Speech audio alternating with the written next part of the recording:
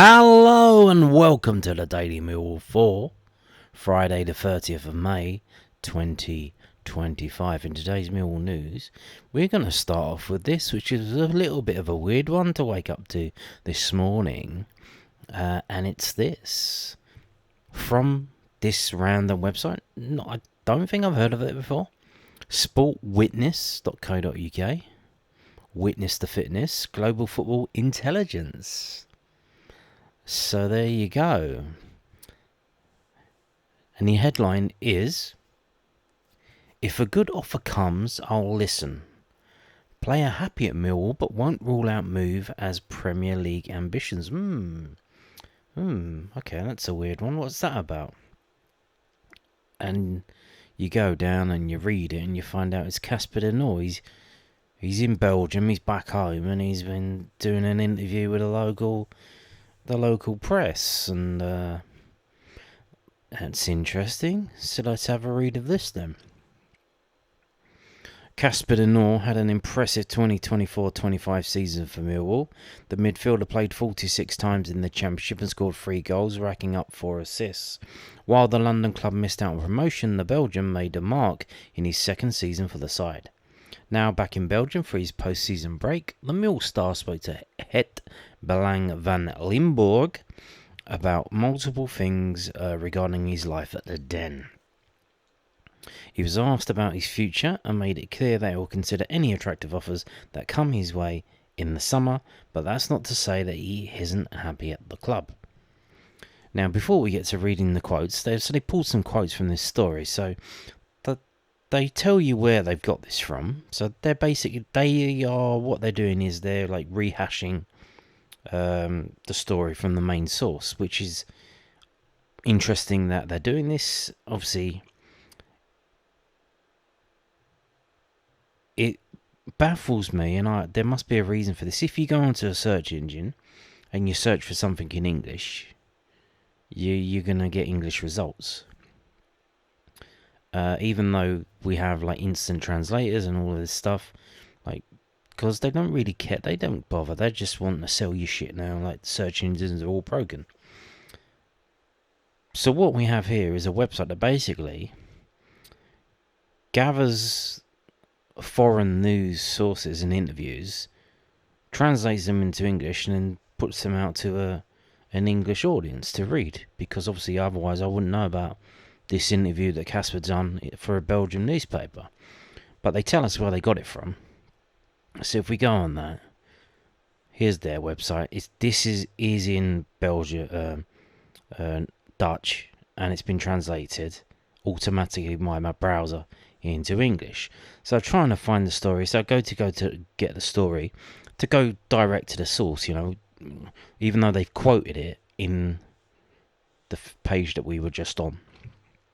Go to find out that it's behind a paywall and you have to subscribe. So obviously I'm not doing that. So we just have to go back and read the quotes and accept them as they are, because I'm not paying for that. So as it looks now, he was asked about his future and made it clear that he will consider any attractive offers that come his way in the summer, but that's not to say he isn't happy at the club.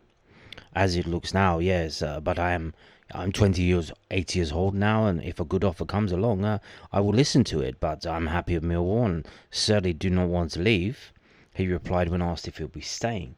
The former Gonk player made it clear that he wasn't too disappointed that Mill didn't make it to the playoffs during the 24-25 campaign, because staying up had been the aim. In itself, it wasn't too bad. Of course, it's a shame that we didn't make it, but the playoffs weren't our main goal. We just had a season in which we had to fight against relegation, and now wanted to have a quiet year. But if you're still in the running for the playoffs in the final weeks, you naturally start to believe in it. If we had made it, that would have been a huge bonus. Speaking of how we performed individually during the season, De Norre said, I think it's really cool that I played in all the competition matches. After the season I had to recover a bit, because it was the first time for me that I played so many matches in one season. And ultimately, that was also a motivation, because the longer you continue, the more you think, come on, I want to have played in all those matches. When asked about how he's adapted to life in the Championship, the 28-year-old claimed, "Oh, I've had to adapt. I don't think I've ever entered as many duels and taken as many balls away in my career as I have this season. But I do enjoy it. It's also a part of a club that Millwall is. The fans like physical football and often cheer louder for a good tackle than for a chance. That kick and rush football is really still in here. And the fans don't like us playing out from the back, and prefer us to kick the ball far out and start an attack that way." De Norre has ambitions to play in the Premier League one day, and perhaps even with Millwall and the club's fans. "Oh, I would love to achieve that goal together with them." The 28-year-old's numbers show he's grown in stature since his arrival from Leuven in the summer of 2023 for €2.5 million. Second season, and you can see here, so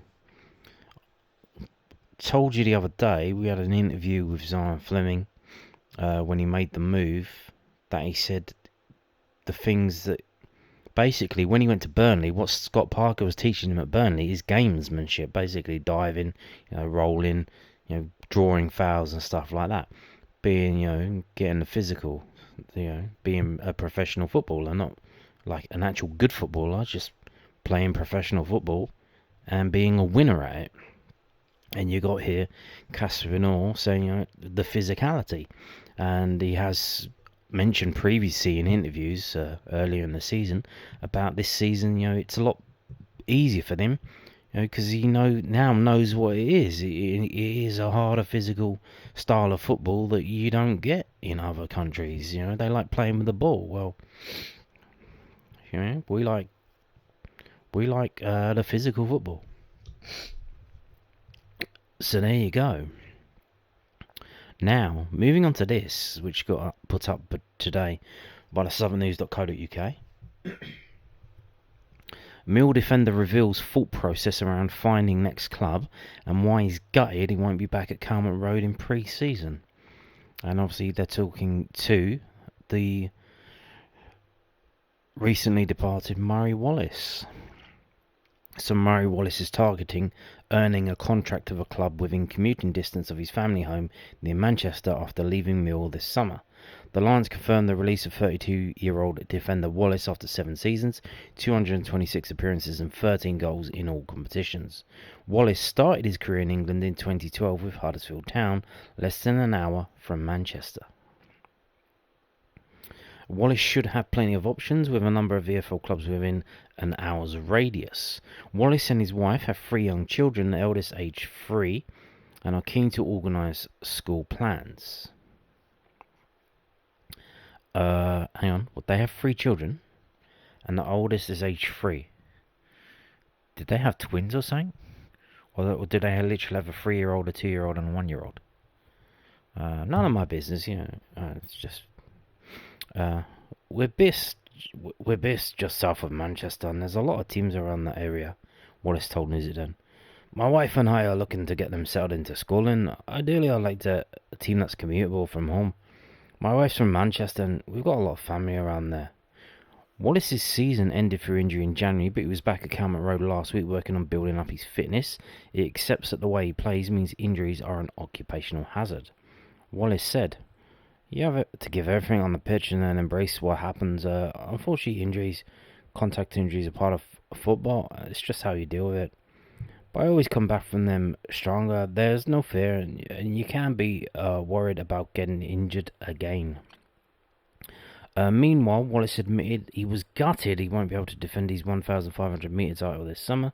The race has become a staple of Mill's pre-season, a fiercely competitive battle that no one was able to get the better of Wallace in. He was asked who might take over his mantle. Never beaten. It's something that I'm gutted about, that I won't be able to defend my title next season, Wallace said. 7 years and nobody beat me to that title, so I'm quite happy about that. It could be interesting. I think Billy Mitchell's got a good chance. I think Coops is always quite strong. Maybe even the likes of Dan Kelly. He's a really fit lad, so he could be the one to look out for. Read the full interview with Murray Wallace next week on News at DM Plus, where he discusses when he knew he would be leaving and what went wrong for Joe Edwards, his top 6 moments in the Lions shirt, his future plans and more. To read it, join our growing list of subscribers by signing up here. And again, News of Them Plus, sign up and support the only local paper that's left that's covering Millwall. The only one that's left. And how long for? Well, if you don't buy it and you don't support it, it won't be around for that much longer. Now, this is pretty quick. Tickets are on sale for Sutton United versus Millwall. It was only announced yesterday. We have the tickets on sale now. Now, of course, the reason for that is because the home team is selling the tickets. It's not Millwall selling the tickets. It's the home team selling the tickets. And, they've got their stuff together. Now, to be fair, I do believe the National League finished maybe a week or two earlier than the Football League. So, they're further along their journey than we are. So, this is from the official Millwall website, millwallfc.co.uk. Millwall travel to Sutton United for a 25-26 pre-season friendly on Tuesday the 29th of July. Kick-off 7:45pm and tickets are now on sale. Tickets are priced at £12 for adults, £12 concessions, so that's no concessions. That's a weird way of framing that. £5 for 14 to 17 year olds and £1 for under 14s. Please note that there are no seats in the away end at the VBS Community Stadium. If any Millwall fans wish to purchase a seat, tickets are available in Block 1 of Sutton United's main stand. But this is a home fan area, so please be respectful of Sutton fans in that area. The VBS Community Stadium is a completely cashless stadium. So, we go to the website and you can see they're on sale now. They are on sale. You do need to register because obviously you're buying it through Sutton United. So you have to register an account and then you can buy a ticket. I don't know. I haven't gone through the process, so I don't know if you're actually getting a ticket or if it's one of those electronic nonsense tickets. But as you can see, £12 for adults, £12 for concessions. So there is no concession. £5 for 14s, 17s, and £1 for child tickets. Now, interesting, they've given us the Curva Terrace.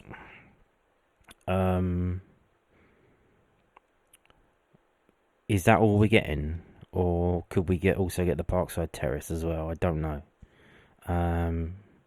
It's a bit early, obviously. Does this mean that this game is effectively going to be an all-ticket game? Surely, the tickets are limited. I guess we'll find out when we get to July whether there are tickets still available if you could turn up on a day and buy, or not. And I don't know at the moment. So the tickets are on sale. If you live in the area and you don't want to go through all this rubbish about signing up for an account with them, I assume you can just turn up. You can just rock up at the stadium if they have a ticket office at the stadium that's open at the moment. Maybe they do, maybe they don't. Obviously, it's a closed season, and if you can just turn up there and buy a ticket in person. So yeah, but tickets are on sale already. I think the Bromley tickets might be on sale as well, but. Or was that just I think they were selling hospitality packages obviously for more than the standard price of a ticket, but still quite reasonable. But I think they were getting close to getting sold out. They were sold out. But that's obviously, I think that they're aiming that more towards Bromley fans, really. So there you go. Now moving on to this.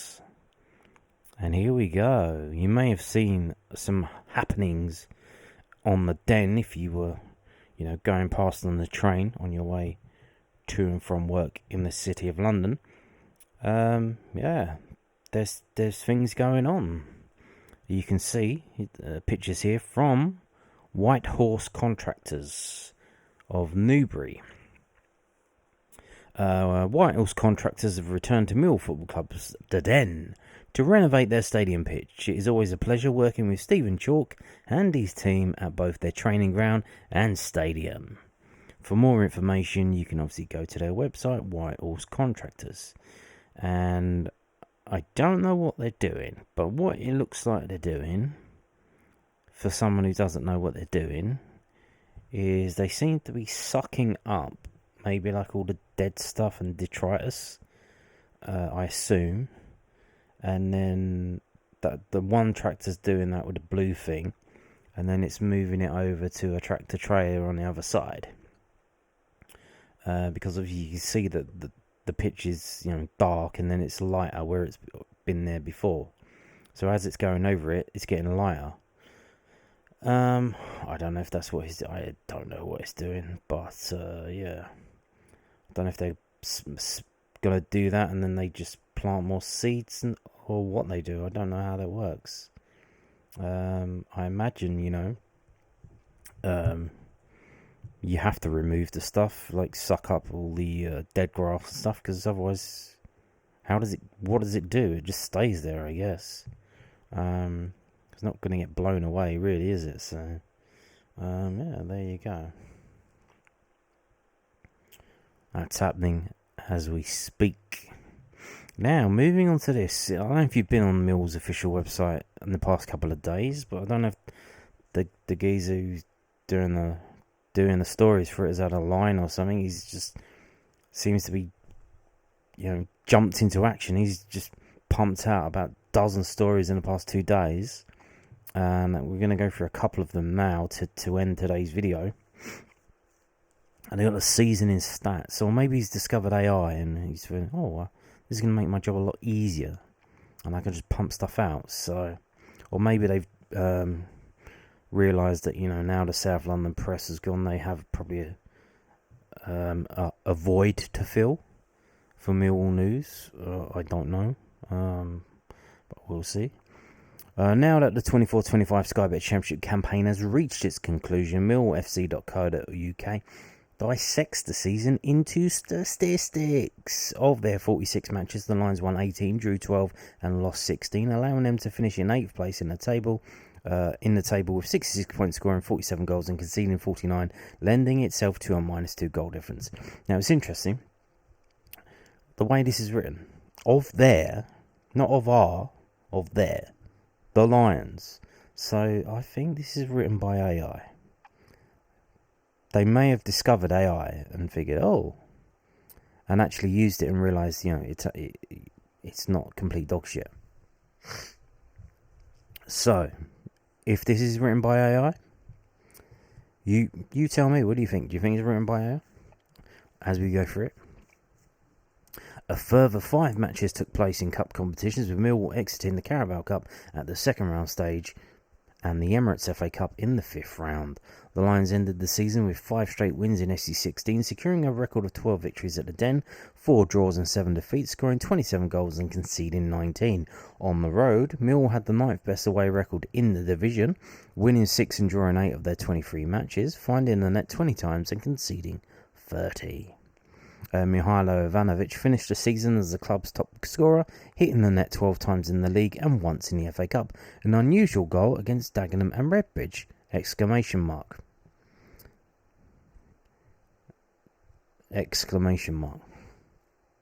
Duncan Watmore and Josh Coburn were next on the list, sharing 5 goals each. At the other end, Millwall's goalkeeping department kept 15 clean sheets across the course of the campaign, 12 from Lucas Jensen, 2 from Liam Roberts and 1 from George Evans. Casper De Norre, meanwhile, was the Lions' ever-present during 24-25, featuring in all 46 matches and clocking up 3,606 minutes out of a possible 4,140.